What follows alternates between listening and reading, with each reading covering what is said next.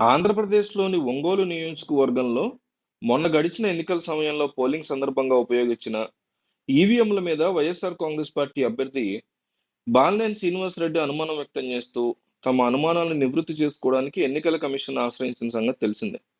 ఒంగోలు మాజీ ఎమ్మెల్యే, మాజీ మంత్రి బాలినేని శ్రీనివాసరెడ్డి ఒంగోలు నియోజకవర్గంలో పోలింగ్ నాడు ఉపయోగించిన ఈవీఎంలని రీవెరిఫికేషన్ చేయాలి అని కోరారు. దీనికి అంగీకరించిన ఎన్నికల కమిషన్ ఈ నెల 19వ తేదీ నుంచి 24వ తేదీ వరకు బాలినేని శ్రీనివాసరెడ్డి కోరిన విధంగా ఈవీఎంల పునర్పరిశీలన చేయనున్నారు. ఒంగోలు నియోజకవర్గానికి సంబంధించిన 12 పోలింగ్ కేంద్రాల మీద ఎన్నికల సంఘానికి ఫిర్యాదు చేసిన బాలినేని అక్కడ ఈవీఎంలో అవకతవకలు జరిగాయని అనుమానం వ్యక్తం చేస్తూ మళ్ళీ రీవెరిఫికేషన్ చేయాలని 5,66,000 రూపాయలు జూన్ 10వ తేదీని చెల్లించారు.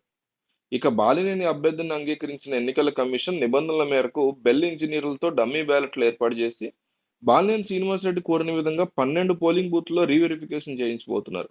తనకు పూర్తిగా మెజారిటీ వస్తుందని భావించిన పోలింగ్ బూత్లో తక్కువ ఓట్లు రావడంతో బాలినేని ఈ రీవెరిఫికేషన్ ని కోరారు. ఇక రీవెరిఫికేషన్ కోసం అచ్చం ఓటర్లతో ఓట్లు వేయించి ప్రామిస్ గా డమ్మీ చేయిస్తారు.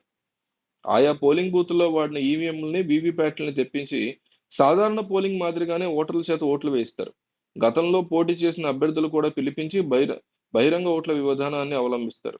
అందరూ చూస్తుండగానే ఓటర్లు ఓటు వేస్తారు.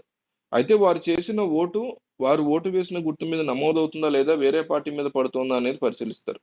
దీనికి సంబంధించి ప్రకాశం జిల్లా కలెక్టర్ తమీం అన్సారియా ప్రత్యేక శిక్షణ కూడా తీసుకున్నారు.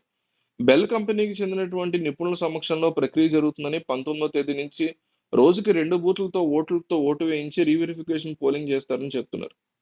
మొత్తం 12 బూత్లతో రీవెరిఫికేషన్ జరుగుతుందని అంటున్నారు. ఇక ఒంగోలు నియోజకవర్గంలోని 12 పోలింగ్ కేంద్రాల్లో రీవెరిఫికేషన్ కోసం మళ్ళీ పోలింగ్ జరగనున్న నేపథ్యంలో ఏం జరుగుతుంది అనేటువంటి ఉత్కంఠ అయితే స్పష్టంగా కనిపిస్తుంది.